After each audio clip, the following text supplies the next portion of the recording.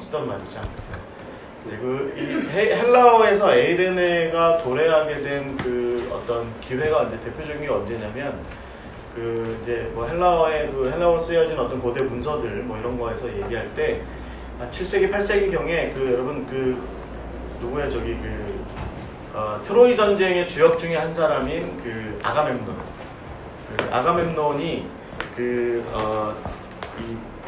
어떤 일을 벌이냐면 자기 딸 중에 둘을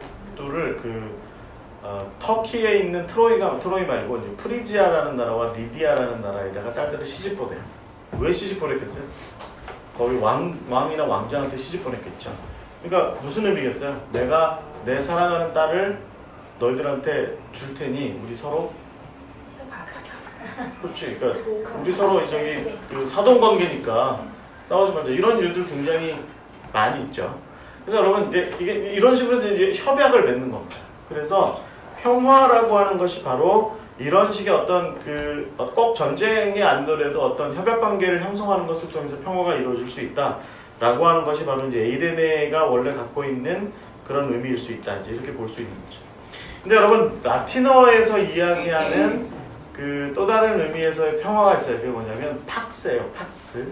대표적인 우리가 알고 있는 단어가 뭐냐면 그 아우구스투스 황제가 이루었다는 로마의 평화, 팍스 로마나 뭐 이렇게 얘기하는 그 유명한 얘기겠죠. 그게 뭐예요? 여러분 결국은 내전을 종식시키고 로마의 어떤 전쟁 상태를 종식시켜서 결국에는 로마의 그 포로 로마나 로마 그 포럼에 있는 로마의 뭐야 그 포로 로마에 있는 그 광장에 있는 전쟁의 시인의 그 문을 닫았다. 이게 이제 그 평화의 시대가 왔다. 그것이 바로 이제 팍스 로마나의 의미인데 이것도 같은 비슷한 의미죠. 그러니까 로마가 정복했고 로마가 다스리고 있으니 더 이상의 전쟁은 없고 폭력은 없을 것이다. 라고 하는 것이 굉장히 중요한 전쟁인데 여러분 근데 실제로 로마를 비롯한 제국들이 정복하고 하면 폭력이 없을까요? 폭력이 있어야 정복이 폭력을 폭력에 의해서 전쟁을 치렀고 그래서 폭력이 이제 전쟁이 끝나면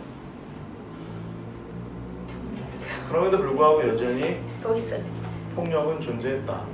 이렇게 보는 것이 이제 굉장히 중요해요. 여러분 그래서 이런 차이가 좀 있습니다. 그래서 그 어떤 한 나라가 결국 그러니까 평화를 가져오는 것은 결국은 전쟁을 통해서 평화를 가져와요. 그래서 어떤 한 사람이 어떤 제가 아까 서두에 말씀드린 것처럼 어떤 정복에 의해서 평화를 이루기는 하지만 실제로 역사 속에서 그러면 실제로 어떤 폭력이 없어지느냐, 국가의 폭력이 없어지느냐 그렇지 않죠. 그렇지 않죠. 그래서 여러분 우리가 아는 영화 중에 뭐가 스파르타쿠스 뭐 이런 거 옛날에 혹시 아세요?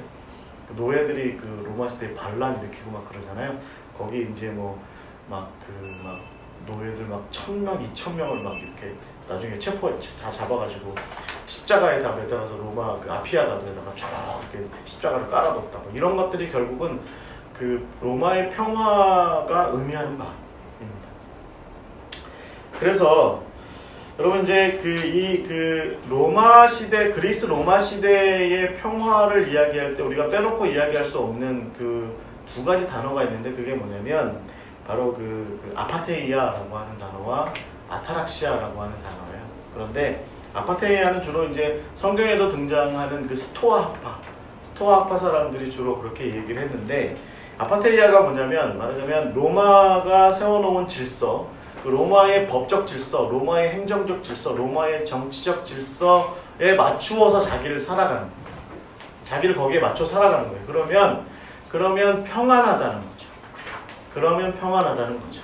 물론 이제 뭐 스토아파들은 이거보다 조금 더 발전된 개념이고 조금 더 철학적으로 좀 진보된 그런 개념의 철학적 의미를 얘기하고 있지만 대체적으로 스토아파들이 이야기하는 것은 바로 이런 개념이에요. 그러니까 로마가 제공하는 법적이고 정치적이고 경제적인 그런 체제 하에서 자기의 삶을 맞춰 살면 이 아파테이아 좀 그 평화가 이루어진다. 이렇게 얘기하는 거죠. 뭐 이런 비슷한 것들이 이제 그 에피쿠로스 학파 같은 사람들이 얘기하는 그 아타락시아, 뭐 알락이라고 얘기하는 뭐 안락사 아니고요. 안락사는 뭐죠? 이렇게 주사 놔서 죽이는 거 안락사죠. 그거 말고 알락. 편안하고 즐겁다. 이런 표현인데 자연이 이게 이제 이런 의미예요. 여러분 이게 자연이 생겨먹은 대로 우리가 맞춰 살면 편안하다는 거예요. 자연이 생겨먹은 대로 맞춰 살면 편안하다. 자연의 법칙대로 자연이 주는 어떤 것대로 살아가면 우리가 삶이 편안할 수 있다. 이제 그런 상태를 안락 이제 이렇게 얘기할 수 있는데 그것도 이쪽에 말하자면 평안하고 평화로운 상태라고 이렇게 얘기할 수 있죠. 그런데 아무래도 이런 것들이 우리가 지금부터 이야기하고자 하는 의미에서의 기독교가 얘기하는 에이레네 평화라고 하는 것과 좀 이렇게 차이가 있을 수 있어요. 제가 개념적으로 지금 앞부분에서 계속 정리해 나가고 있는 거예요. 여러분 좀 이런 좀 유념했으면 좋겠는데 기독교가 얘기하는 평화는 도대체 그럼 어떻게 주어질까요? 기독교가 얘기하는 평화. 예를 들어서 여러분 그 여호수아서 같은데 보면 헤렘 전쟁 치르죠. 헤렘 전쟁. 여러분 저 신명기서 같은데 보시면 이런 표현이 나와요. 너희가 그 성을 정복할 때 정복하기 전에 먼저 이렇게 얘기하래요. 이 성에 평안이 있으라. 샬롬이 있으라. 이렇게 얘기하는 거죠. 그러고 나서 정복하려고 하는 이스라엘 백성들의 평안을 받아들이지 않으면 정복하라는 거예요. 전쟁을 해서. 이게 이제 그 구약이 얘기하는 바인데 기독교 특히 예수님 이후에 바울 시대까지 이르러서 우리가 지금 여기서 갈라디아서 5장 22절에서 얘기하는 이 평화라고 하는 건 도대체 어떤 의미일까? 여기서 이제 저는 좀 각별하다 싶은 의미가 뭐냐면 화해케 하시는, 화해하도록 하시는 거다. 이게 생각보다 좀 저는 이 앞에서 지금 제가 계속 얘기하는 평화라고 하는 것에 어떤 샬롬, 그것이 샬롬이든지 아니면 어떤 뭐 에이레네든지 간에 그때 당시에 역사적인 어떤 상황에서 국가들이나 어떤 지도자들이 사용했던 의미로서의 평화하고는 좀 다른 개념이다. 좀 진보된 개념이다. 특별히 영적으로 좀 이렇게 진일보된 개념이다. 이렇게 얘기할 수 있다. 이게 바로 평화케 하시는 예수 그리스도. 에베소서에 등장하는 화평케 하시는 예수 그리스도. 화해를 일으키시는 예수 그리스도. 이런 의미다. 이렇게 얘기하는 거죠. 그래서 바울은 이런 개념에 근거해서 이 평화라고 하는 개념에서 생각해 볼 때 우리가 하나님과 더불어서 편안해질 수 있는 상태. 여러분 그 상태를 뭐라고 그래요? 교리적으로 볼 때 하나님과 우리가 좀 편안해지는 상태를 뭐라고 얘기하냐면 우리가 의롭게 됐다. 우리가 의롭게 됐다. 라고 얘기하는 거거든요. 이게 바울의 개념이죠. 여러분 우리가 기독교 지금 교리적으로도 이거 잘 받아들여서 얘기하죠. 우리가 하나님과 더불어 좀 원수된 관계로부터 벗어나서 하나님과 화평하게 된 상태를 하나님께로부터 우리가 의로운 자로 의로운 자로 이렇게 불려지게 된다는 거죠. 하나님의 자녀가 되고 의롭게 되고 그렇게 되면 우리가 하나님과 더불어 편안해지는 거죠. 그게 바로 샬롬이고 에이레네라는 겁니다. 그런데 그것이 어떻게 주어졌어요? 우리가 하나님과 화평하게 될 수 있었던 조건이 뭐냐면 예수 그리스도라는 거예요. 근데 예수께서 오셔가지고 예를 들어서 우리가 보통 하는 방식으로 하나님 불러놓고 삼위일체인데 이러면 안 되나? 아버지 하나님 불러놓고 사람 불러놓고 중간에 예수님 쓰셔가지고 둘이 화해하세요. 우리 유치원에서 뭐 이렇게 주로 많이 하는 것처럼 화해하세요. 그렇게 한 건가요? 예수님의 화해 방식은 뭐냐면 스스로 십자가에 달려 죽으시는 방식으로 화해가 일어났다라고 하는 것이죠. 화해가 일어났다. 그래서 여러분 지금껏 제가 한번 이렇게 정리를 좀 해보자면 여러분 우리가 이야기하고자 하는 어떤 편안한 상태는 어떻게 보면 이때 당시에 이미 많이 회자되고 있는 언어로서의 아파테이아 혹은 뭐 아타락시아 혹은 뭐 팍스 로마나 뭐 이런 의미를 좀 넘어서는 것으로서의 의미로서의 그 에이렌, 그러니까 하나님으로부터 주어지는 예수 그리스도를 통해 하나님으로부터 주어지는 평화라고 하는 것을 우리가 이야기할 수 있다는 겁니다. 그러면 우리가 한 가지 거기서 전제해야 될 것이 있어요. 그게 뭐냐면 바로 희생이라는 거예요. 희생. 둘 사이에 막힌 담을 허무시기 위해서 예수께서, 이 바울의 표현이죠. 둘 사이에 막힌 담을 허무시기 위해서 예수께서 스스로를 희생하셨다. 십자가에 달려 죽으셨다. 라고 하는 그런 의미로서의 그렇게 해서 주어지는 평화라고 하는 것을 우리가 이야기할 수 있다는 겁니다. 그래서 제가 오늘 이 부분에서 제가 좀 이렇게 좀 방대한 설명을 하려다가 좀 빼놓고 여기다 거기 여러분 나누어드린 자료에 그 어린 양의 전쟁이라고 하는 표현으로 이렇게 좀 해놨어요. 어린 양의 전쟁. 이게 이제 어린 양의 전쟁이라는 게 뭐예요? 이렇게 제가 아까 말씀드린 것처럼 평화라고 하는 것이 폭력이 아닌 방식으로 우리에게 주어지는 거라고 했을 때 폭력적인 것을 포함한 전쟁인데 폭력을 쓰지 않은 전쟁. 그게 어린 양의 전쟁이라는 거예요. 예수님께서 벌이신 전쟁. 어린 양의 전쟁. 어린 양의 전쟁이 뭐예요? 어린 양이라고 하는 것은 결국 자기를 희생한 희생제물로 드림. 그래서 나를 희생하는 가운데 둘 사이를 화목하게 만드는 그것이 바로 그 어린 양의 전쟁.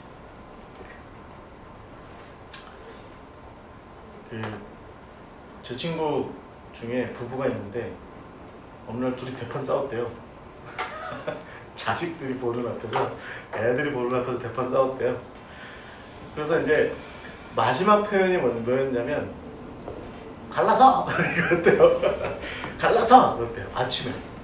애들은 학교 가다가 듣고 간 거예요. 그 애들이 깝깝해졌겠지. 애가 둘이 있는데 깝깝해졌겠죠.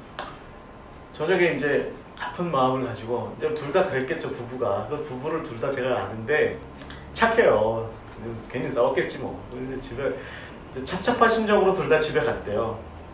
둘 다 이제 직장을 다니는데 집에 이제 들어갔더니 집에 밥상이 차려져 있더래요. 그리고 이렇게 아들이 둘인데 아들 둘이 밥상을 차린 거야. 밥상을 차려놓고 숟가락이 엄마 아빠 거만 딱 있고 자기들 건 없더래. 그 애들도 집에 없어요. 그리고 엄마 아빠 화해하세요. 저희가 학원을 희생하고 밥상을 차렸습니다. 학원을 희생하고 밥상을 차렸습니다. 두 분이 화해하세요. 그리고 이혼 절대 금지. 눈물이 나죠. 저는 이제 어느 그 친구가 저한테 그 얘기를 하면서 깔깔대고 웃으면서 얘기를 하더라고요. 근데 웃는 이면에 괜히 싸워서 우리 애들 공부도 못하게 하고 학원도 못 가게 하고 그래서 둘이서 울었대요. 밥 먹다가 부부가 엄마 아빠 애들 때문에 애들의 그 희생 때문에 울었대요. 밥 먹다가 제 친구도 막 울었대요. 그래서 이제 서로 애들 봐서라도 미안해. 화해를 했다는. 여러분 그날 저녁에 이제 아들놈들의 이 친구들이 아무 일 없다는 듯이 집에 와가지고 밥 잘 먹었냐. 뭐 아들들이 대충 그렇죠. 밥 잘 드셨죠. 이런 거 묻지도 않고 그냥 갔다 왔어요. 그러고선 지들 방으로 휙 들어가 버린대요. 그래서 부부가 둘이서 텔레비전을 이렇게 보다가 참 자식 잘 키웠다 그런 생각했대요. 여러분 어린 양의 전쟁이라고 하는 의미가 있어요. 이게 평화를 가져오는 방식이죠. 평화를 가져오는 방식. 하나님의 아들 예수 그리스도가 우리에게 가져오시는 그 방식이 어린 양의 전쟁이라고 하는 겁니다. 그래서 그렇게 볼 때 우리는 평화가 이루어지기 위해서 폭력이 아니지만 전쟁과 준하는 상황을 치루어서라도 우리가 평화를 이룰 수 있다. 그게 뭐냐? 그것이 바로 오늘 우리가 갈라디아서 5장 22절에 나누고자 하는 바로 그 에이렌의 평화인 것입니다. 그럼 갈라디아서 5장 22절의 말씀을 좀 한번 읽어볼까요? 제가 좀 읽겠습니다. 시작. 오직 성령의 열매는 사랑과 희락과 화평과 오래 참음과 자비와 양선과 충성과. 그중에 세 번째가 바로 화평입니다. 자, 이제 세 가지가 그러니까 사랑과 희락과 화평이 하나님께로부터 우리에게 주어지는 거라고 말씀드렸죠. 사랑을 좀 받아들이라고 제가 좀 말씀드렸어요. 그죠? 그 품에 좀 안겨보시라. 지난주에 우리가 희락, 기쁨 제가 뭐라고 말씀드렸죠? 향유하라고 말씀드렸죠. 평화도 마찬가지인 것 같아요. 우리가 하나님께로부터 주어지는 평화라면 누리는 것이 합당하다. 누리는 것이 합당하다. 예수 그리스도를 통해서 우리에게 주어지는 그 평화를 누리는 것이 합당하다라고 하는 것을 먼저 전제합니다. 자, 이제 제가 앞부분에 상당히 좀 몇 가지 우리가 좀 전제해야 될 생각들을 좀 함께 나누었습니다. 그게 뭐냐면 평화를 위해서 우리가 전제해야 될 게 뭐냐면 하나님의 통치라고 하는 거예요. 하나님의 통치. 그러니까 여러분 이게 좀 우리가 다르게 생각하면 어떻게 되죠?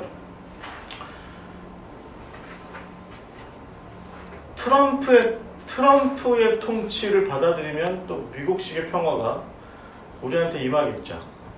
대신에 무기를 좀 많이 사드려야 될 것 같아요. 그러면 안 되고. 뭐 이미 우리나라 무기 많이 사고 있어요. 그러니까 제가 보기에는 우리가 그 한반도의 평화를 위해서 미국한테 무기 많이 사요. 엄청 사요, 미국한테서. 미국이 우리나라의 평화를 좀 전제해 준다는 뭐 그런 이유 때문에. 트럼프 대통령도 지금 우리나라의 그 한반도의 남북 간의 평화를 이어주겠다는 그런 생각 속에서 꼭 끼어 팔게 하죠. 평화를 위해서 무기 팔아먹죠. 어찌됐든 그게 뭐 예를 들면 누구에 의한 평화냐라고 하는 게 사실은 우리가 지금 이제 이 성경의 평화, 성경이 말하는 평화를 받아들이는 데 있어서 중요하다는 거예요. 그러니까 여러분 그런 생각을 할 수 있을 것 같아요. 뭐 예를 들면 나는 뭐가 됐든 편안하기만 하면 돼. 내 속만 편하면 돼. 라고 얘기하는 건 사실은 성경이 말하는 평화는 아니라는 겁니다. 그냥 내 속만 편하면 돼. 그게 뭐 말하자면 부처님이 주시든 공자님이 주시든 알라신께서 주시든 외계인이 주시든 과학이 주든 기술이 주든 돈이 주든 세상에 세속적인 어떤 쾌락이 주든 뭐가 주든 그냥 나를 좀 편안하게 해주기만 하면 돼. 그게 나는 피스, 평화라고 생각해. 라고 얘기하는 건 오늘 우리가 다루고자 하는 평화하고는 전혀 다른 얘기입니다. 평화라는 건 뭐예요? 하나님의 통치. 하나님께서 우리를 다스리신 그것으로부터 우리에게 임하는 거다.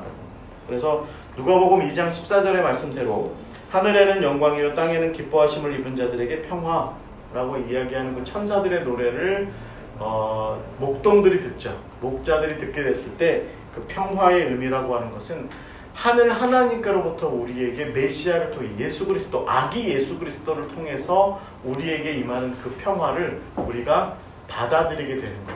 그런 의미다. 그러니까 그날 밤에 목동들을 좀 생각해 보면 야 그게 쉬웠겠나 혹은 뭐 동방박사들을 입장에서 보면 그게 쉬웠겠나라는 생각을 가져봐요. 그 베들레헴의 동굴이겠죠. 동굴.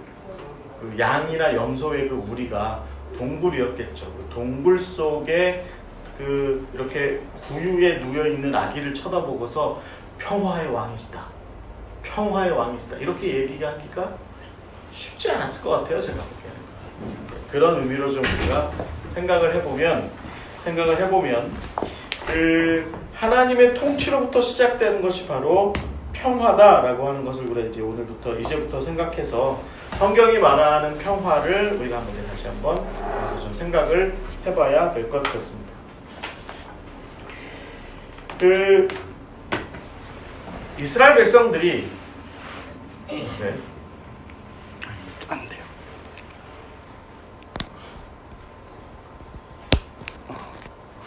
이걸로 촬영해야 될 것 같습니다. 오늘 방송. 뭘 자꾸 이렇게 해?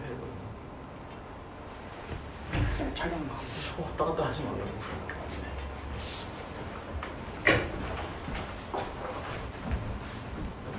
이제껏 안 됐던 걸 지금부터 또 하려고 꺼버려 그냥. 오신 분들이 더 중요한 거지. 왜 그걸 그렇게 그러셔? 제가 가서 한마디 하고 왔어요. 네? 제가 한마디 하고 왔어. 장작 가져가지 말고. 그래서 여러분 우리가 생각해야 되는 것이 뭐냐면 이스라엘 백성들이 그들이 누렸던 평화의 첫 번째 이야기가 뭐예요? 여러분 출애굽 사건이잖아요. 출애굽 사건. 그러니까 이스라엘 백성들을 그 바로와 애굽의 이집트의 그런 어떤 그 억압적이고 고통스러운 통치로부터 해방시켜서 하나님께서 그들을 자유민의 삶으로 이끌어내시고 그 다음에 가나안으로 이끌고 가셨다.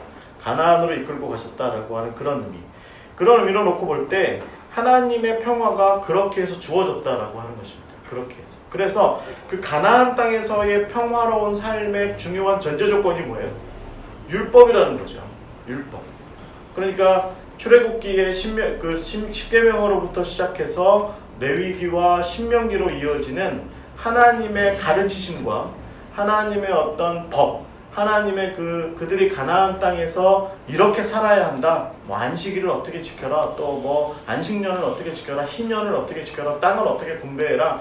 라고 하시는 그 말씀의 그 방식, 그 정결법을 포함해서 여러 가지 그 방식들이 다 의미하는 바가 뭐냐면 바로 평화로운 삶을, 하나님의 통치하에서의 평화로운 삶을 의미하는 겁니다. 그러니까 여러분, 이스라엘 백성들의 불순종의 근원은 뭐예요, 결국?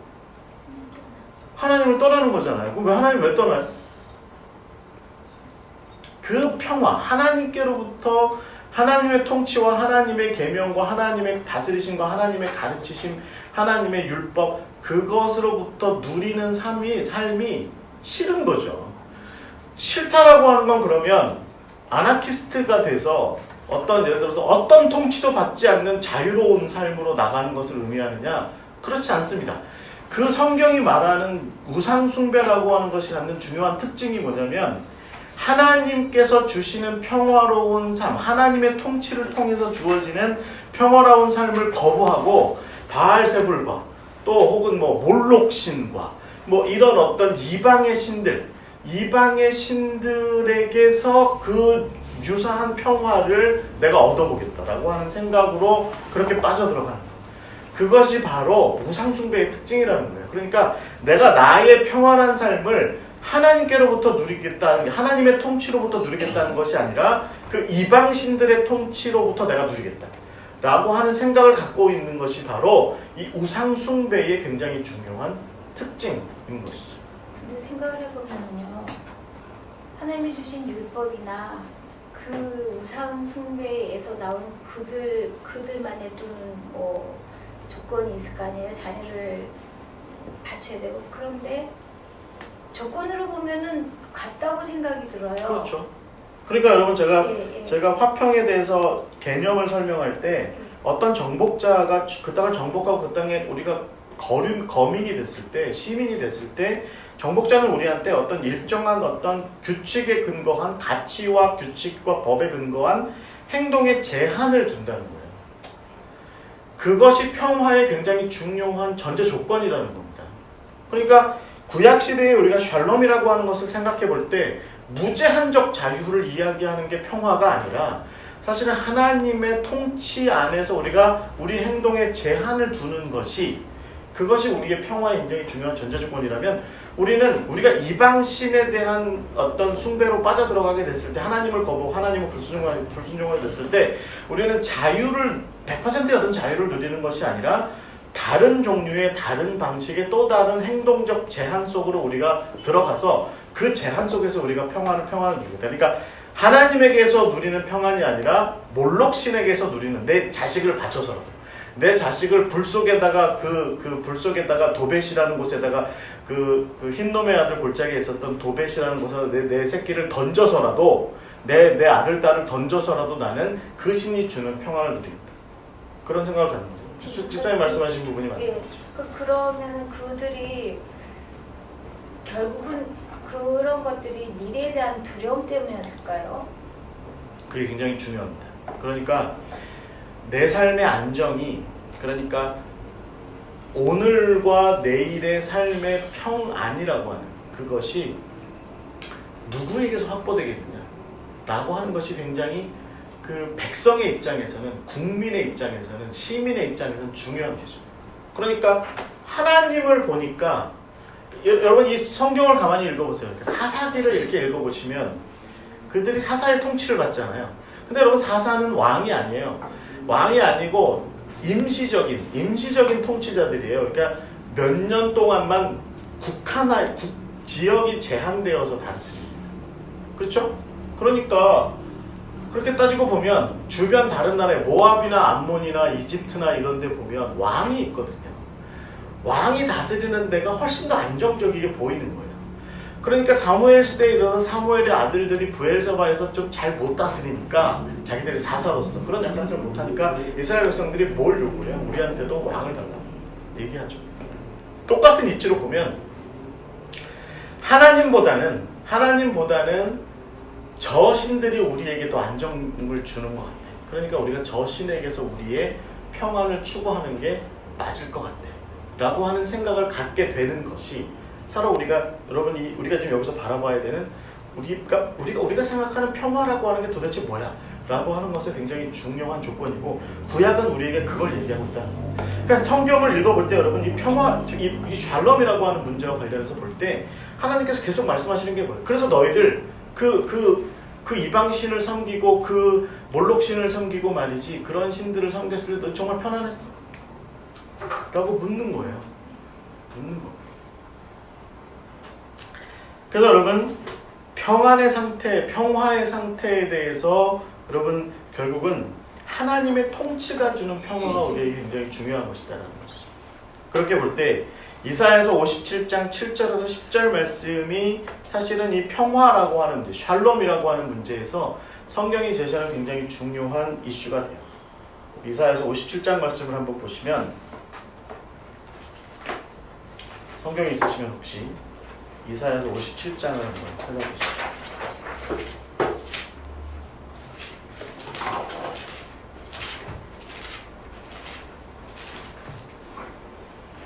57장 7절에서 10절 말씀.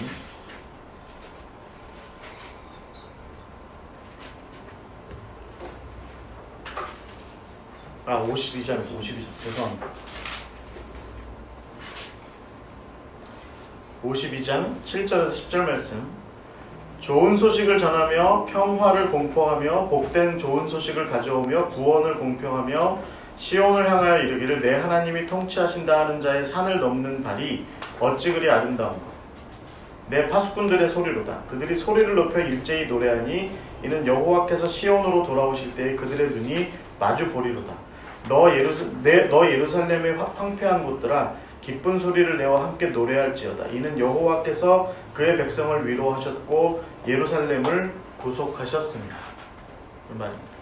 그러니까 하나님의 시온의 통치가 이루어질 것이고 이제 이루어졌고 시작될 것이다라고 하는 이 이사야서의 그 평화를 전하는 자의 목소리가 크게 외치게 될 때, 그렇게 해서 시작되는 하나님의 통치를 통해서 구약이 말하는 평화는 시작된다라고 하는 것이죠. 여러분 이것은요 다윗 왕조의 복원을 얘기하는 그 역대기서가 말하는 거하고 좀 다른 개념의 이야기입니다. 어떻게 보면 저는 이렇게 보는 것이 합당하다고 봐요. 이 이사야서 같은 것이 얘기하는 시온의 하나님의 통치가 훨씬 더 큰 개념이고요. 그것 가운데에서 다윗 왕조의 회복을 이야기하는 것은 역사적인 하나의 맥락을 얘기하는 거죠. 역사적인 한 시대를 얘기하는 거죠. 다윗 왕조가 하나님의 통치를 버금가리만큼 영원하리라라고 얘기하는 건 안 되는 일입니다. 우리가 구약의 개념에서 샬롬을 받아들이는 하나님의 통치를 받아들이는 것은 하나님께서 직접 통치하시는 시온의 통치를 우리가 받아들이는 것이지 인간으로서의 다윗 혹은 그 후계자로서의 솔로몬으로부터 이어지는 그 후계자들의 통치가 영원하리라고 하는 것, 그렇게 따지면 뭐 유대인들이 우리보다 한 발 앞선 사람들보다 더 높은 위치에 있는 사람들이고 이렇게 이해할 수 있는 건 그건 옳지 않은 얘기인 것 같아요. 자, 그렇게 본다고 한다면 이게 하나님의 통치로서의 그 샬롬, 그렇게 주어지는 샬롬, 그것이 다윗 왕조의 복원, 그렇게 해서 이루어지는 이스라엘의 회복과 어떤 평화, 이것이 잘 절묘하게 융합되고 통합된 것이 어디에서 나타나냐면 예수 그리스도에게서 나타난다라고 하는 것이죠. 하나님의 나라의 통치와 하나님에 의한 하나님의 나라의 통치와 다윗의 계보를 잇는 그 통치자의 등장, 이것이 마태복음에서 얘기하는 예수 그리스도, 메시아로서의 예수 그리스도의 등장이다라고 이렇게 얘기하는 거죠. 그래서 신약 성경은 결국 하나님의 나라의 통치와 다윗 계보를 잇는 통치가 결국 우리에게 궁극적으로 그리고 매우 구체적으로 실제적으로 가져올 그 평화, 그 샬롬 혹은 에이레네, 그것을 예수님에게 집중시키고 있다라는 거죠. 여러분 복음이라고 하는 게 뭐예요? 복음, 복된 소식. 그 헬라어 그러니까 유앙겔리온 이게 헬라어 정확한 의미가 뭐예요? 기쁜 소식이라는 거죠. 왜 기뻐요? 왜? 우리에게 평화가 이루어졌기 때문에. 내게 평화가 이루어졌기 때문에 우리가 기쁘다라는 것입니다. 기쁘다. 그래서 여러분 마태복음의 앞부분에 마가복음의 앞부분에 혹은 누가복음의 앞부분에서 예수님께서 사역을 시작하실 때 대체적으로 공통적으로 하시는 표현이 있어요. 그게 뭐냐면 일단 뭐가 있어요? 회개하라. 그다음에 하나님의 나라가 천국이 가까이 임했다. 이렇게 얘기하죠. 이 선포가 있어요. 선포가 분명히 있어요. 맞죠? 여러분 오늘 우리가 함께 읽었던 이사야서 52장에 좋은 소식을 전하는 자의 그 목소리, 그 발걸음, 그 다음에 그 망루에 올라서서 파수꾼들이 외치는 소리, 그 선포의 소식을 지금 예수님께서 하시는 거죠. 근데 여러분 예수님께서는 그렇게 선포하시고 외치는 것으로만 평화를 이야기하지 않으셨습니다. 뭐냐면 마태복음 4장 23절에서 25절 혹은 마가복음 1장 38절에서 39절 누가복음 4장 40절에서 44절에서 공통적으로 등장하는 게 뭐냐면 병고침이 있어요. 병고침. 병으로부터 낫게 되는. 여러분 이게 병이라는 게 이 당시의 의미가 뭐예요? 결국에는 어떤 세력에 의해서 억압당하고 있다. 마귀, 악한 자들, 악한 자의 권세, 그 힘에 억압당하고 있다. 그럼 거라사의 귀신 들린 자를 고치셨을 때 어떤 일이 일어나요? 거기에 있던 군대라고 하는 자가 뛰어나가서 돼지떼에 들어가잖아요. 그러니까 이런 일들이 뭘 의미하냐면 적어도 병들어 있는 모습, 병들어 있는 것은 어떤 다른 통치자에 의한 억압적, 평화 없는 어떤 상태, 폭력적 통치에 의한 평화 없는 상태가 지금 지속되고 있는데 예수님께서 병을 고치셨다라고 하는 건 뭐냐면 그것을 해방시키셨다. 마치 바로에게서 이스라엘 백성들, 히브리인들을 해방시키신 것처럼 해방시키셨다라고 하는 걸 의미하는 거예요. 여러분 이게 매우 구체적이죠. 매우 구체적입니다. 이 평화가 이루어지는 일이 입으로만 선포하는 것이 아니라 실질적으로 그 평화가 실질적으로 발생하게 되는 사건, 이게 바로 예수님에 의한 평화의 사역이다라는 것이죠. 여러분 야고보서에 보면 이런 표현이 있죠. 누구든지 형제와 자매에게 더욱게 하라, 더욱게 하라, 따뜻하게 하라 말만 하면 그게 무슨 그건 그렇게 하지 마라. 뭐라고 그래요? 실제로 옷을 좀 벗어주든가 구체적인 무슨 행위가 있어야 된다 이렇게 얘기하는 거죠. 예수님의 평화를 전해주시는, 평화를 안겨주시는 이 일들도 결국에는 이런 어떤 그 사역이 분명하게 있다라고 하는 거예요. 이렇게 전화가 정부에서 전화가 오는 이런 일들이 일어나고 있다라는 것입니다.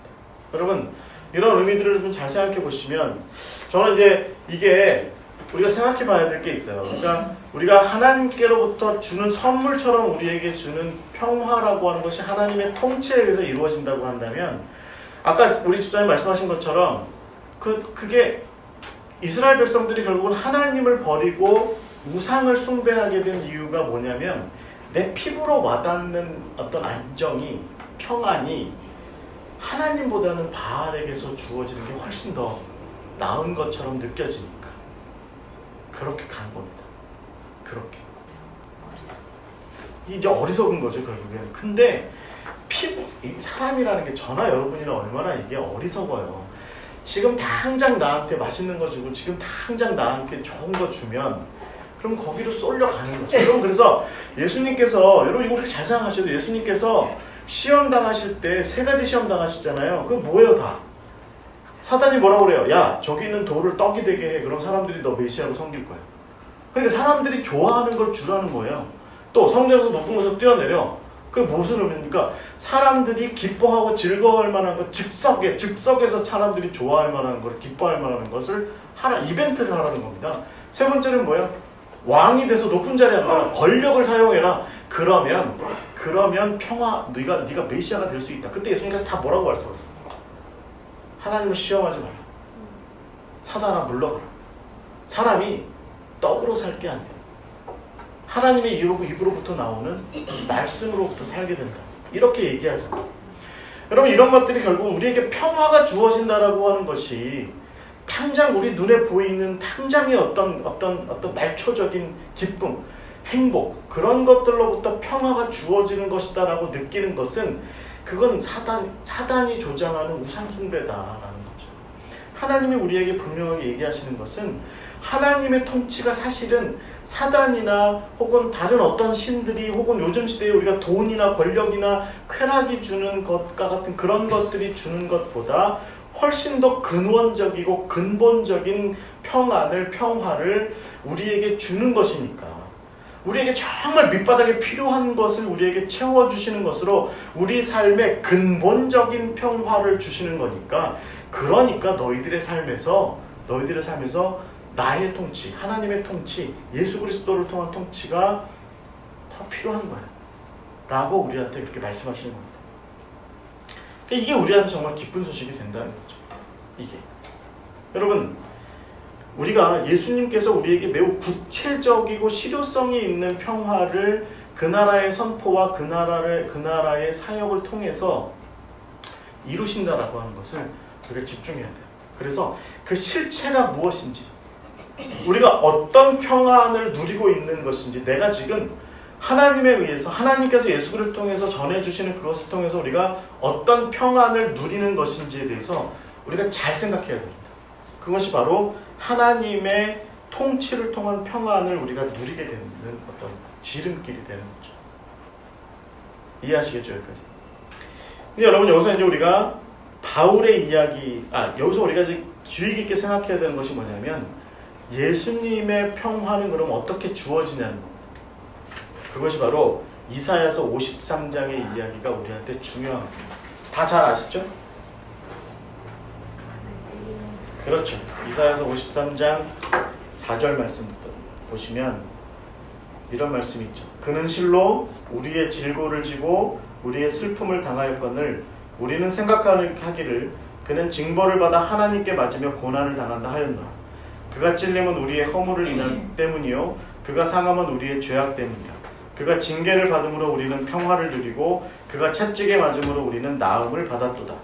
우리는 다 양 같아서 그릇 행하여 각기 제 길로 갔거늘 여호와께서는 우리 모두의 죄악을 그에게 담당시키셨도다. 여러분 여기 특별히 5절의 말씀에 보시면 그가 징계를 받음으로 우리는 평화를 누리고 그가 채찍을 맞음으로 우리는 나음을 입었도다. 그러니까 우리가 평화를 누리게 되는 방식에서 하나님의 통치가 어떻게 발생하냐면 바로 이런 하나님의 종에 의한 고난. 하나님의 종이 누구예요? 예수 그리스도잖아요. 이스라엘 사람들은 지금도 이 이사야서 53장은 띄어먹고 읽잖아요. 그런데요. 읽기를 좋아하지 않는데요. 이사야서 자체를. 그런데 중요한 것은 우리는 열심히 읽죠. 특히 2구절 고난주간만 되면 열심히 읽잖아요. 왜 열심히 읽어요? 그가 고난당했기 때문에 그가 채찍질 당했기 때문에 그가 십자가에 달려 죽었기 때문에 우리가 평화를 누리게 되었다라는 겁니다. 그러면 여러분 우리가 이게 깊이 생각해야 되는 게 뭐냐면 하나님의 통치 방식이 뭐냐는 거예요. 하나님이 우리를 통치하신다는 거예요. 그래서 하나님의 통치가 우리 가운데 구체적이고 실질적이고 근원적이며 정말 근본적인 평화를 우리에게 안겨준다는데 그게 어떻게 이루어지느냐? 예수 그리스도와 같은 분의 하나님의 아들 예수 그리스도의 자기를 내어주심, 자기를 희생하는 것, 자기가 대신 맞아주는 것, 대신 죽는 것 그것을 통해서 우리가 평화를 누리고 안전을 누리고 평안을 누리게 된다는 겁니다. 느낌이 오세요? 여러분 우리가 그리스도인일 때 이게 교리적인 언어로서 이사야 53장이 우리가 교리적인 언어로 느껴지면 안 돼요. 이게 내 삶 가운데 실질적이고 구체적인 평화로 예수님에 의해서 우리에게 주어진다는 것을 느낄 수 있어야 됩니다. 느낄 수 있어야 돼요. 여러분 저희 집이 아들 삼형제인데 옛날에 저희 도시락 싸갖고 다녔죠. 다 그 양철로 된 도시락 싸갖고 다녔어요. 저희가 도시락 크기가 얼마나 했냐면 벤또란 말 쓰시면 안 됩니다. 도시락 이만해요. 밥만 들어있는 걸로. 그걸 2개 싸갖고 와요. 저희 집은 아들 셋한테 무슨 소세지 반찬 뭐 이런 거 상상할 수 없었습니다. 잘 해줘야 그 어묵, 옛날 저 덴뿌라라고 얘기하는 그 어묵 그거죠. 잘 해주셔야. 대부분이 김치고, 저는 그나마 막내 아들이라 저희 어머니가 형들 모르게 이거 많이 도시락 밑에다가 달걀을 이렇게 달걀 부침을 깔아주셨어요. 막내라고. 모르죠. 저희 큰형 반찬 밑에는 인삼이 들어있었는지는 저는 모르겠습니다. 근데 하여튼 제 반찬, 제 밥 밑에는 달걀이 프라이가 깔려 있었어요. 근데 여러분 한번 생각해 보세요. 제가 학교에 가서 그나마 그래도 그 밥이라도 열무김치 뭐만 잔뜩 들어있는 밥이었지만 그래도 맛있게 그 밥을 그렇게 먹을 수 있었던 이유는 결국은 우리 어머니가 새벽녘에 일어나서 도시락 6개 싸는 게, 저희 어머니 표현에 의하면 밥을 한 솥 지었는데 도시락 6개 싸고 나면 없더라. 그래서 아버지 출근하실 때 밥상 차려드리고 나면 할머니하고 어머니는 한 그릇을 나눠 드신 적도 있대요.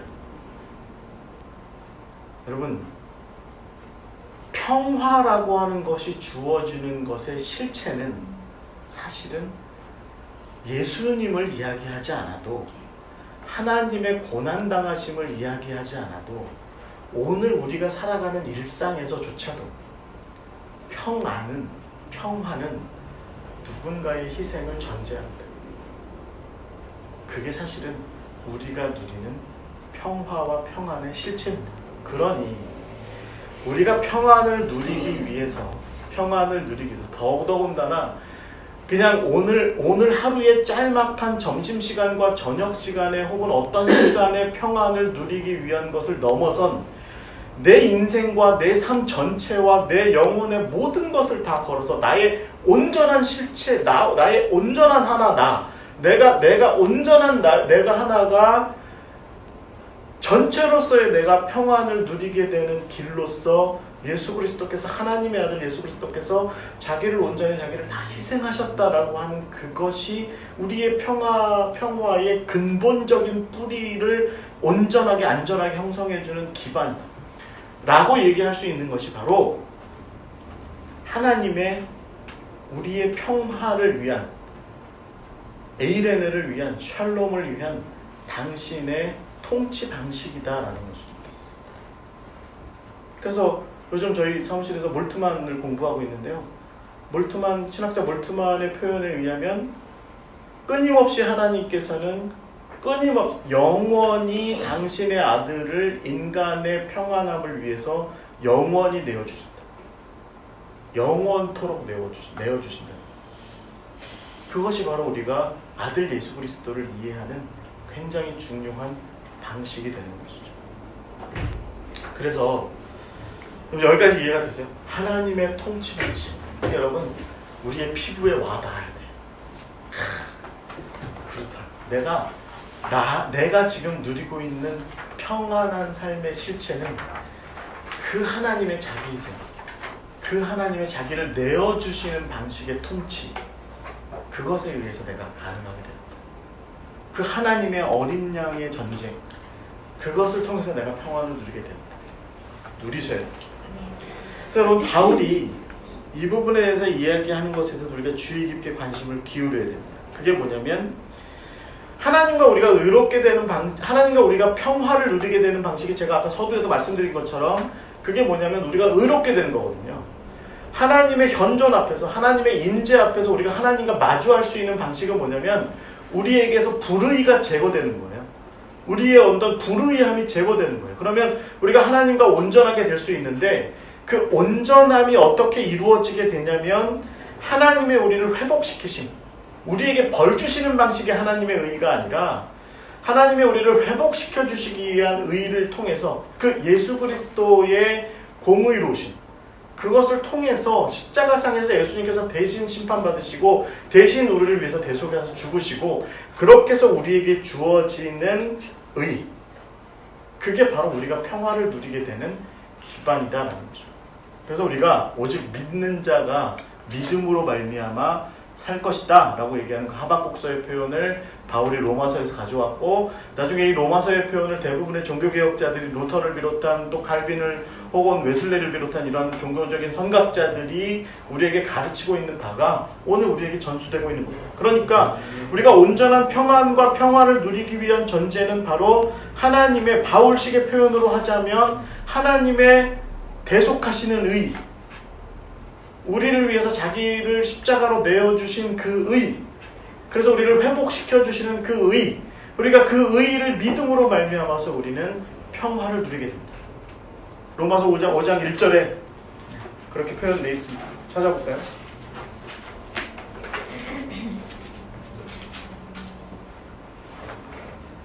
이렇게 되어 있어요. 로마서 5장 1절 말씀에 그러므로 우리가 믿음으로 의롭다 하심을 받았으니 우리 주 예수 그리스도로 말미암아 하나님과 화평을 누리자. 이렇게 되어 있습니다. 예수 그리스도의 그 공의로운 능력을 믿는 것이 우리에게 구원의 실현이라면 그것이 바로 우리가 평화로 나아가는 지름길이 된다라는 것입니다. 또 여러분, 그렇게 해서 예수님께서 이루시는 것이 뭐예요? 에베소서 2장 13절의 말씀이죠.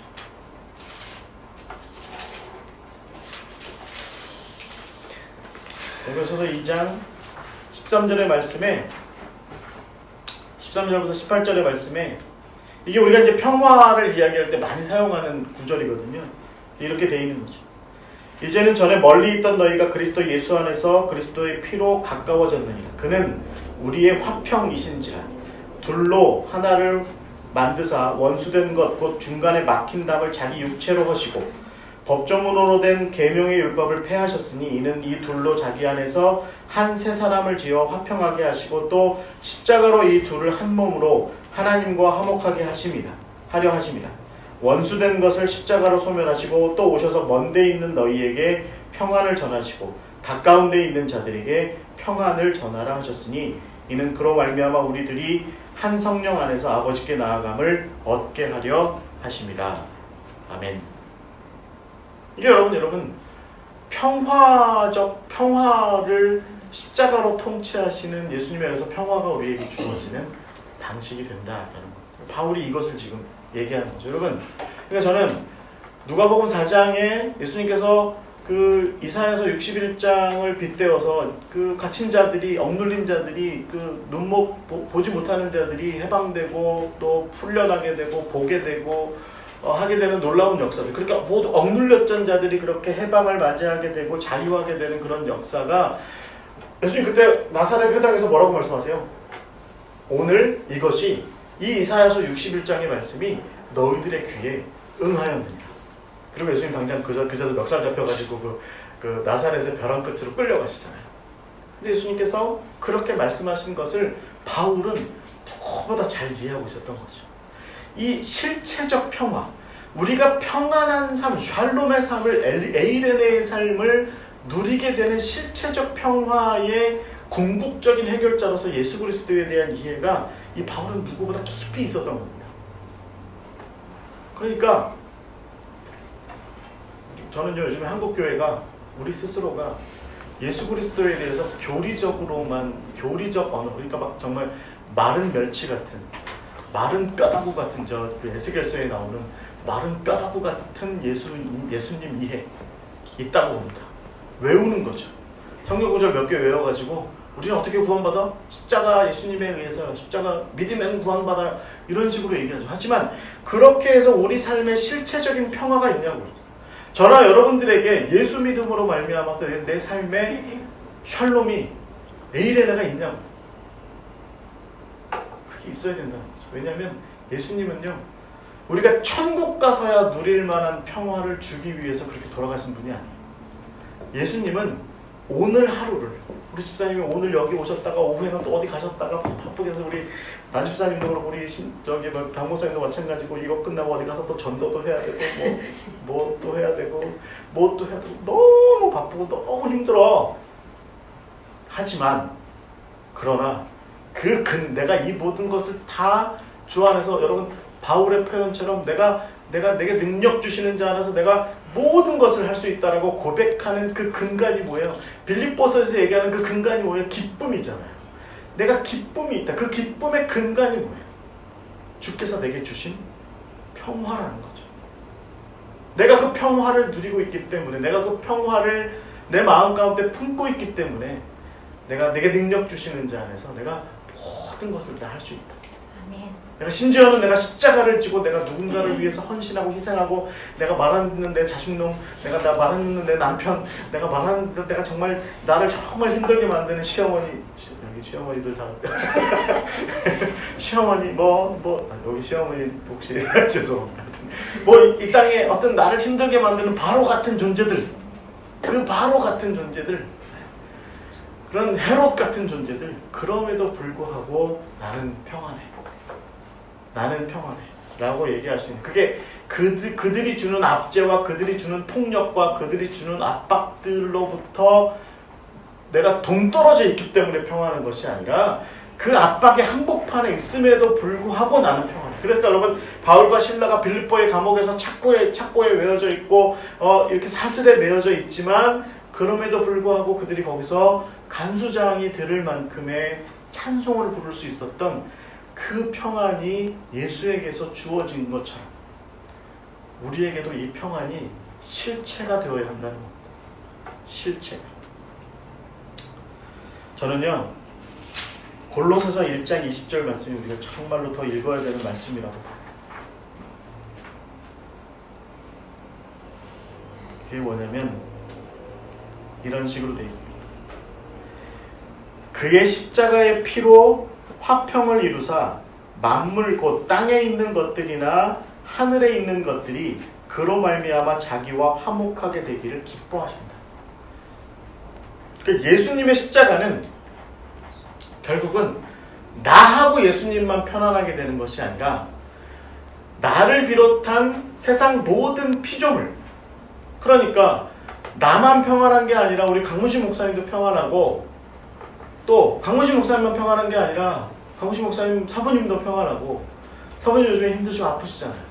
그분도 평안하고, 또 어떤 누구도 평안하고, 우리 라호 집사님 딸내미 서연이도 평안하고, 다 평안하게 되는 거죠. 뿐만 아니라 우리 요즘에 우리 교회 저기 뒤에 앉아있는 김일권 목사님이 늘 걱정하시는 친구가 있어요. 누구냐면 그 북극에 사는 북극곰이 자꾸 얼음이 없어져서 저 친구는 그게 매일 걱정이래요. 되게 그 먹이 구하기가 힘들다고, 그것 때문에 걱정해요. 그래서 가끔 설교 시간이나 이렇게 성경 공부할 때 교회에서 그 얘기를 그렇게 자주 해요. 자기랑 비슷하게 생겨서 그런 건지 하여튼 매일 걱정해요. 근데 여러분, 그런 거죠. 그들에게도 그 북극곰조차도 하나님의 피조물이라면 예수님의 십자가에 달려 죽으심이 그들에게도 평안이 된다. 그들에게도. 그 은혜가, 그 믿음이 오늘 우리가 누리고 알아야 될 평화라는 것입니다. 결과적으로 하나님께서 주시는 화평, 평화, 이게 도대체 뭡니까? 그것은 저는 이렇게 얘기하고 싶어요. 하나님의 피조물과 화평하시고자 하는, 이렇게 얘기합니다.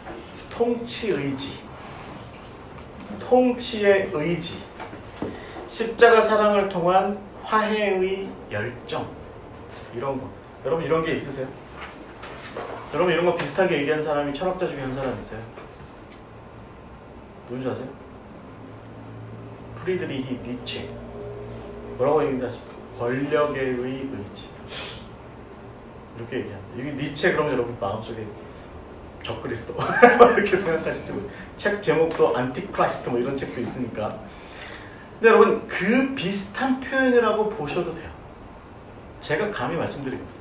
하나님께서는 의지를 하나 갖고 계세요. 그게 뭐냐면 우리를 화평하고 우리를 평화롭게 하시고자 우리를 다스리시기를 원하십니다.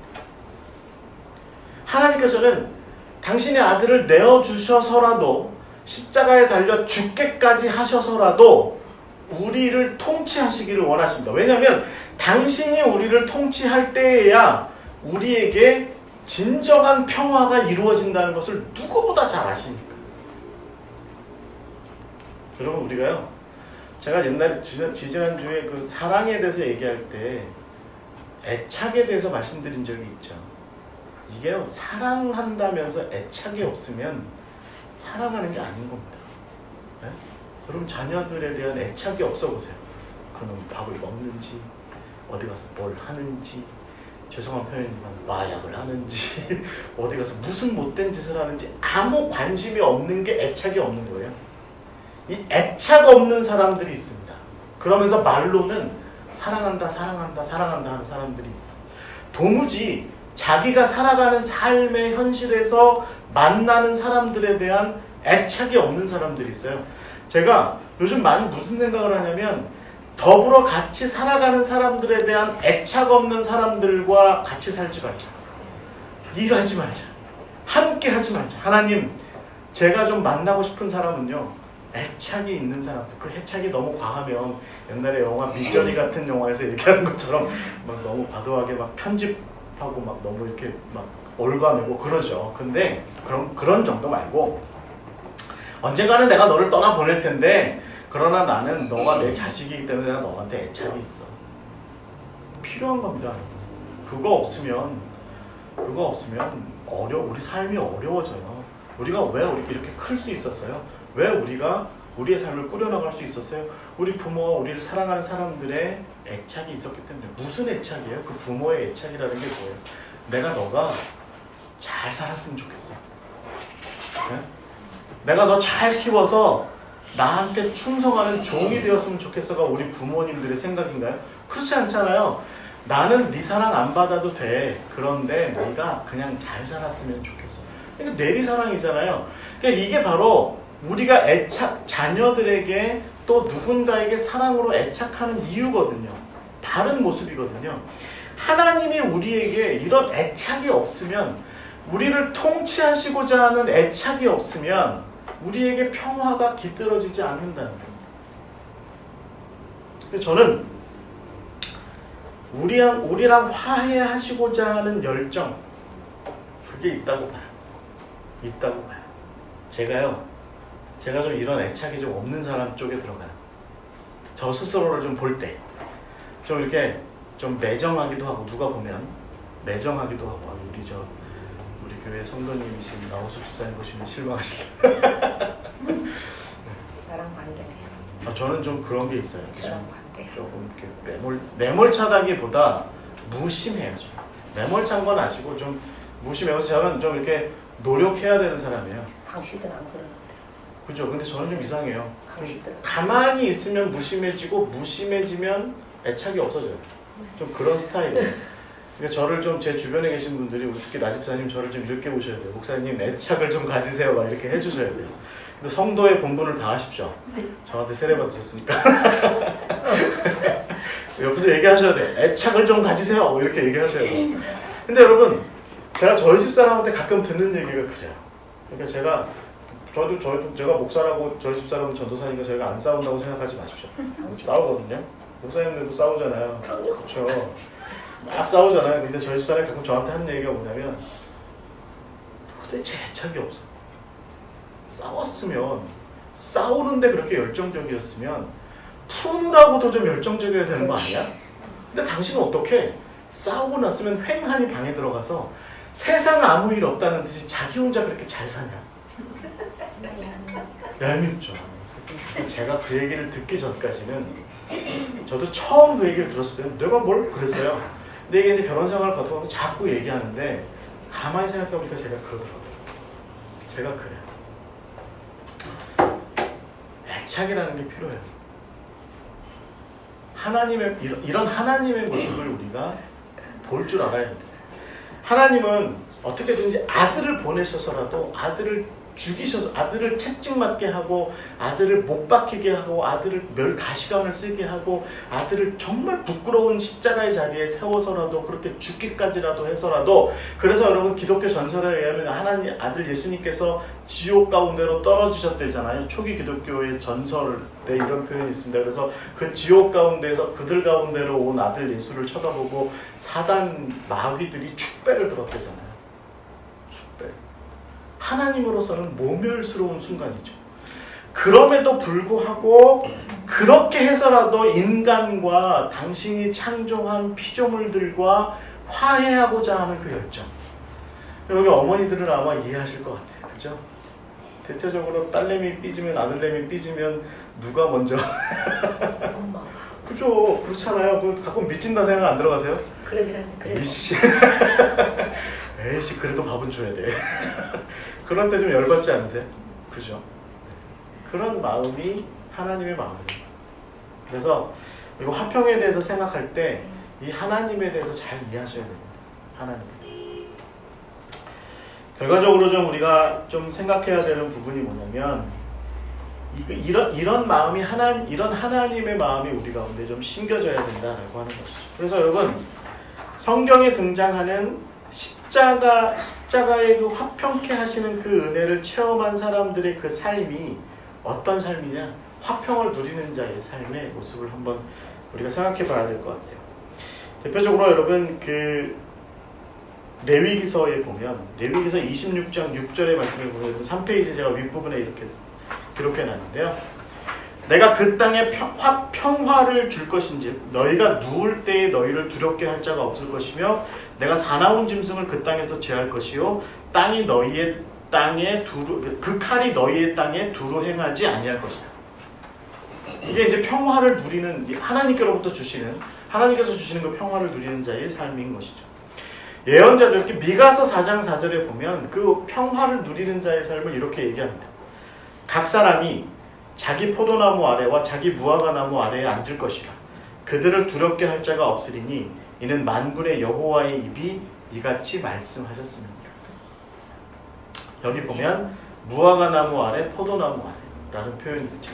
이게 바로 평안한 삶을 뜻해요. 평안한 삶. 그러니까 여러분 성경을 읽으실 때 무화과나무 아래 이렇게 써 있잖아요. 그러면 평안한 삶 혹은 평화를 기대하는 삶 이것을 의미합니다. 그래서 먼저는 중요한 거 보니까 바울도 이제 그렇게 에베소서 2장 14절에서 그는 우리의 화평이신지라 제가 아까 이제 읽은 말씀 그래서 우리가 평안을 누리게 되었다. 이제 이렇게 되는 이 말씀에서 우리가 보는 것에서 우리가 생각해야 되는 게 뭐냐면 당장 중요한 것은 하나님께서 우리에게 선물로 주시는 평화를 우리가 어떻게 해야 된다? 누리는 것이 중요하다. 여러분 그걸 누리셔야 돼요. 누리셔야 돼요. 평화를 우리 가운데 하나님의 평화가 있다.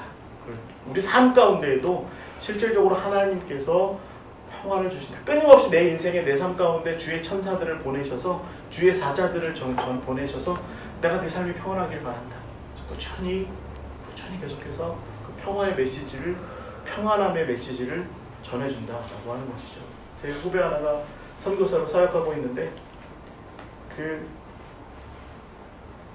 그 친구가 사역하는 동네에 너무 힘든 아이들이 있어요.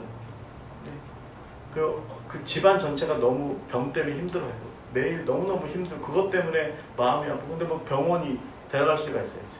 근데 최근에 그 친구를 서울로 데려와서 저기 대구 동심병원인가 거기 데려가서 동산병 거기 데려가서 치료할 수 있었어요. 그것 때문에 이 선교사가 늘 마음이 아팠고 늘 마음이 힘들었는데 그 집 아이 데려다가 치료할 수 있었대요. 여러분 이런 것들이 결국은 하나님의 평화의 사자입니다. 여러분 이런 일들이 우리 삶에 늘 이렇게 일어나고 있다. 그래서 어떤 분은 이런 기도도 해요. 식당 가서 밥 먹고 내 돈 되고 내가 밥 먹는데 내 밥상을 이렇게 차려주시는 식당 종업원에게 마음으로 기도한다는 거죠. 당신이 바로 하나님께서 내게 보내주신 나의 점심 한 끼를 위해서 보내주신 하나님의 평화의 사자입니다. 감사합니다. 라고 먹는다는 거죠. 얼마나 좋아요. 이런 마음들이 우리한테 있어요. 이제 중요한 건 뭐냐면 우리가 평화를 누린다라고 하는 것을 성경은 우리에게 어떻게 가르치고 있느냐. 첫 번째는 그 평화를 누리는 자의 삶에는 우리 삶에 평화가 있는데 그런데 여전히 평화롭지 못한 영역들이 있거나 혹은 우리와 관계 가운데 있는 세상 가운데 어떤 평화가 이루어지지 않은 모습에 대하여서 우리가 평화를 여전히 더 고대하는 자의 모습이 있어야 한다라는 것이죠. 그래서 여러분 그 시편 122편 6절 말씀이나 예레미야서 29장 7절 말씀에 특히 예레미야서 29장 7절 말씀에 보면 이런 표현이 나왔습니다. 너희들이 그 성의 평안을 위해서 구하라. 그 성이 어디냐면 바벨론입니다. 이스라엘 백성들이 첫 번째 포로로 잡혀간 거예요. 이때 잡혀간 사람이 뭐 다니엘 뭐 이런 사람이 있었겠죠. 잡혀가요. 그래서 그 적국, 말하자면 원수의 나라 바벨론에 살고 있는데 거기에서 그 성의 평안을 구하라는 거예요. 그 성의 평안을 구하라는 거예요. 무슨 얘기입니까? 이 성 가운데에서도 하나님의 통치하심이 있기를 바랍니다. 라고 이렇게 구하라는 거죠. 그래서 그 평안을 구하는 자의 모습이 평안을 누리는 자에게 나타나야 한다는 거죠. 이런 대표적인 모습이 어디예요? 요한복음 1장에 보시면 나다나엘의 모습이 있어요. 나다나엘이 어디에 앉아 있었죠? 무화과 나무 안에 앉아 있어요. 예수님께서 가나를 왔다 갔다 이렇게 하시다가 그 나다나엘을 봐요. 항상 어디에 앉아 있었냐면 무화과 나무 아래. 아까 제가 미가서 4장 4절에서 그게 뭐라고 그랬다고 그랬죠? 무화과 나무 아래 앉아 있다는 것은 평안한 삶. 그러니까 나다나엘이 지금 평안한 것이 아니라 나다나엘은 무화과 나무 아래 앉아서 성경을 읽으며 하나님께 기도하는 가운데 주님, 이 갈릴리에 이 땅 가운데 이민족에게 평화가 임하게 하여 주시옵소서. 평화로 오시옵소서. 그렇게 메시아를 기다리는 마음으로 평화를 기다리는 마음으로 기도했던 거죠. 두 번째는 뭐냐면 이 평화를 누리는 자의 두 번째 모습은 평화를 전하는 자의 모습이 있어야 한다는 겁니다. 여러분 우리가 아까 나눴죠. 이사야서 52장 7절 말씀에 어떤 일이 있다고요? 평화를 전하는 자의 발걸음.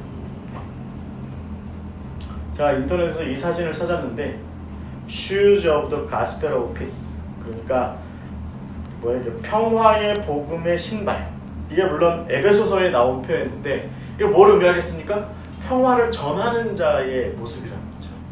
평화를 전하는 자의 모습이고 그것은 바로 이사야서 52장 7절의 말씀입니다. 그러니까 여러분 그 이스라엘 혹시 성지순례 다녀오신 분들 보시면 이게 산들이 이렇게 있죠. 그러면 저기서 평화의 왕이 오시니까 망루 위에 서가지고 다음 산을 향해서 외치는 거예요.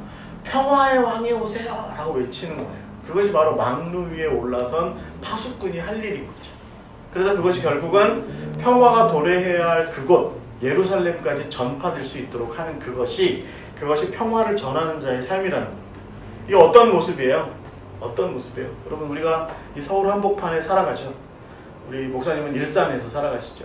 살아가는 가운데 우리 삶 가운데서 만나는 평화롭지 못한 평안하지 못한 그런 사람들을 볼 때마다 파수꾼을 역할을 하는 거죠.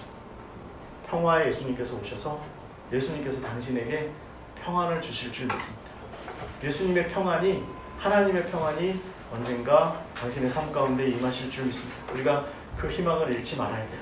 제가 믿는 자로서 막 파수꾼으로서 망루 위에 올라가 보니까 저기로부터 하박국의 표현대로 하자면 저기 대만으로부터 저기 남쪽 끝으로부터 하나님께서 먼지 날리며 평화를 전하기 위해서 평화를 세우시기 위해서 평화를 이루시기 위해서 우리를 향해서 달려오고 계세요.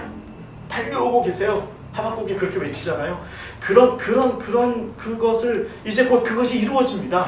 그 예루살렘 성에 있는 사람들한테 외치는 거죠. 오늘 우리 삶에서도 우리가 그 일들을 감당해야 되는 것이 바로 평화를 누리는 자의 모습이다라는 것입니다. 마지막 세 번째는 뭐냐면 그 평화가 실질적으로 이루어지기 위해서 이미타티오 크리스티 말하자면 예수를 본받는 삶을 실현해야 된다는 겁니다. 우리가 예수님을 따라서 예수님 따라서 평화를 실현하는 삶, 우리가 평화의 도구가 되는 삶, 마치 누구의 그 프란치스코가 기도했던 것처럼 주여 나를 평화의 도구가 되게 하여 주시옵소서라고 그렇게 기도했던 것처럼 평화의 사도가 되는 거죠. 그래서 여러분 베드로전서 2장 9절에 보면 너희가 왕 같은 제사장이야.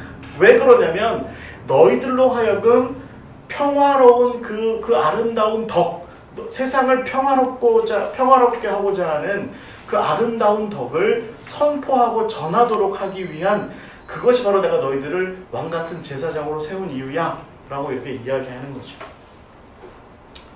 베드로전서가 여러분 이런 부분에서 굉장히 중요합니다. 예를 들면 베드로전서에서 이런 표현을 너희가 그리스도의 덕을 증거하기 위해서 그리스도를 본받아서 십자가를 지는 일을 두려워하지 마라. 너희들이 십자가를 짐으로 인해서 너희들이 십자가를 지고 고난당하는 가운데 너희들의 형제와 너희들의 이웃과 예수를 믿지 않는 너희 주변의 누군가는 그리스도를 알게 되고 하나님을 경험하게 되고 평안을 누리게 됩니다. 이게 바로 베드로전서가 얘기하는 굉장히 중요한 메시지입니다. 그래서 여러분 베드로전서, 특히 베드로전서에서 얘기하는 아내들아 남편을 위해서 기도하고 그 남편을 떠나지 말고 남편을 위해서 헌신해라. 이렇게 얘기하는 그 베드로전서의 표현은 뭐냐면 믿는 부인이 믿지 않는 남편 때문에 힘든 거예요. 그러니까 교회에 와서 저 이혼해도 될까요? 라고 이렇게 묻는 거죠. 그때 이 베드로의 공동체가 뭐라고 얘기한 거냐면 아니 그럴수록에 믿지 않는 남편과 더불어 함께 살면서 그에게 그리스도의 덕을 끼치세요. 그래서 당신을 통해서 그가 예수를 알게 하세요. 라고 가르치는 겁니다. 그러면 그 남편이 부인 좋다고 할까요? 우리나라 역사에서도 기독교 역사에서도 그런 케이스가 부인이 평안한 삶을 산 적은 없습니다. 예배 드리다가 머리채 잡혀 끌려나갔다는 부인들 얘기가 얼마나 많아요. 그 많죠. 부흥에 와서 열심히 찬양하고 있는데 남편이 와가지고 또박또박 걸어 들어와서 머리채 잡고 끌고 머리채 잡고 끌고 나갔다는 그런 얘기가 한국 기독교 초기 역사에 얼마나 많아요. 60년대, 70년대까지만 해도 굉장히 많았습니다.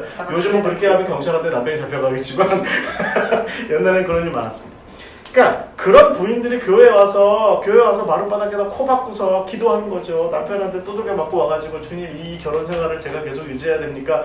믿는 남편한테 혹시 재혼하면 안 될까요? 막 이렇게 기도할 때 하나님께서 말씀하시는 거예요. 뭐래요? 하나님께서 말씀하시는 거예요. 그러지 마라. 네가 고난당하고 힘들지라도, 네가 믿지 않는 남편 때문에 힘들지라도, 네가 믿지 않는 직장 상사 때문에 힘들지라도, 네가 믿지 않는 윗사람 때문에 힘들지라도, 네가 믿지 않는 통치자 때문에 힘들지라도, 그럼에도 불구하고 네가 그 그리스도의 덕을 잘 전하는 온전한 하나님의 예수 그리스도의 도를 본받는 그 그리스도를 잘 본받아 따라가는 십자가의 도리를 증거해라. 그래서 그 삶 가운데 평안을 좀 전해라. 평안을 좀 전해라. 네. 여러분 오늘 돌아가셔서 예수 믿는 자매인데 믿지 않는 남편 때문에 힘들어하는 분 있으시거든. 오늘 맛있는 반찬 한 번이라도 더 해주십시다. 그렇게 격려하세요. 그렇게 하셨으면 좋겠어요. 그게 오늘 우리가 평화에 대해서 나누는 굉장히 중요한 메시지라는 것이죠. 그래서 여러분 정리하자면 오늘 우리가 성경 공부를 좀 정리해보자면 성령 안에서 우리가 평화라고 하는 오늘 이 갈라디아서의 표현으로 하자면 화평이라고 하는 결실을 맺는다는 거죠. 제가 아까 성경의 평화가 몇 가지 좀 단어로 한글에 몇 가지 단어로 나왔다고 말씀드렸죠. 평화, 화평, 평안 이렇게 얘기한다고 그랬죠. 그 중에 화평이라고 하는 말이 주로 어떻게 쓰였다고요? 화평케 하다라고 하는 말로 이렇게 많이 잘 쓰였다고 그랬죠. 여러분 바울이 혹은 이 성경을 번역하신 분이 여기다가 피스인데 영어의 피스 그러니까 에이레는데 화평화라고 사랑이락 평화 이렇게 얘기하지 않고 화평 이렇게 쓴 것은 아마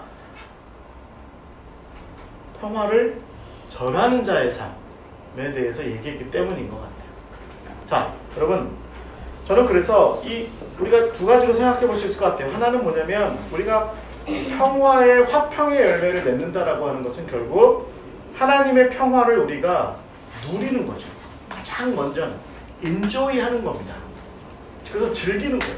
그 예수께로부터 오는 예수님께서 우리를 위해서 대속의 죽으심으로 말미암아 우리가 의의를 갖게 되고 하나님 앞에서 의의를 가지고 하나님 앞에 하나님의 자녀로 서게 되고 그로 인해서 누리는 그 평화로운 삶 그것에 대해서 우리가 그것을 누리고 그것을 기뻐하는 것 그것이 첫 번째 우리가 맺어야 되는 열매인 것입니다. 그래서 사랑과 희락과 화평이 누구와의 관계라고요? 하나님과의 관계에서 맺는 열매잖아요. 그러니까 사랑은 우리가 그 가운데 거하는 것이 맞고 기쁨은 향유하는 것이 맞고 또 평화는 누리는 것이 맞아요. 먼저는 누리세요. 예수님께서도요. 제자들이 그 평화를 먼저 누리시기를 바라셔서 부활하신 다음에 여러분 그 요한복음에 보면 다락방에 나타나시잖아요. 그때 나타나셔가지고 저는 보통 그러거든요. 저희 선교회의 사무실에 있는 친구들한테 제가 어디 갔다가 사무실에 돌아오잖아요. 그러면 딱 문을 열고 들어가요. 그럼 제일 먼저 하는 일이 뭐냐면 일 안 해? 샬롬. 일 안 해? 입니다. 저는 그래요. 저는.